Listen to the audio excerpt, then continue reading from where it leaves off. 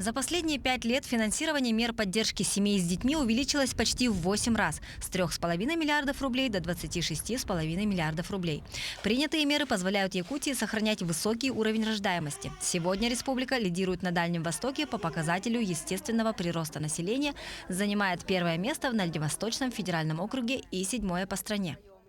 Рождаемость прибавилась.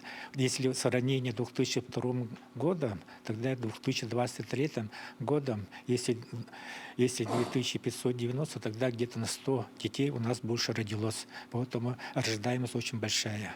Все это в большей степени благодаря мерам поддержки семьи, которые позволяют Якутии находиться в списке лучших регионов по стране по их количеству. И итог не заставил себя долго ждать. 23 июня 2023 года в Якутии родился миллионный житель.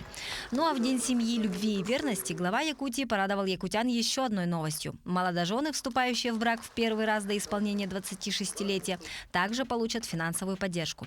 А семьи, в которых появится третий или последующий ребенок при наличии неиспользованного сертификата, получат 300 тысяч рублей вместо 150.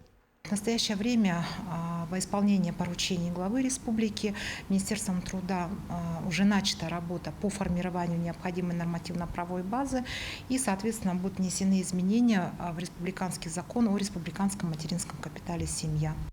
Более того, муниципальные образования, достигшие наилучших результатов в сфере реализации демографической и семейной политики, будут получать грант в размере 10 миллионов рублей.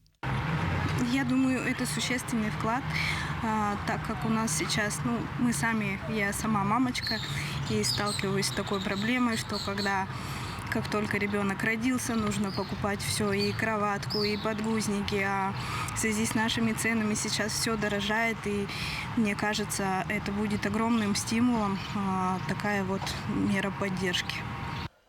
Как отметил глава региона, только с улучшением условий жизни люди обретают уверенность в будущем, создают семьи, рожают детей. И именно поэтому и будут созданы все благоприятные условия, которые на сегодняшний день уже успешно исполняются. Мария Кардашевская, Лилия Уваровская, Григорий Хлопков, Иван Сорокаумов, Якутск.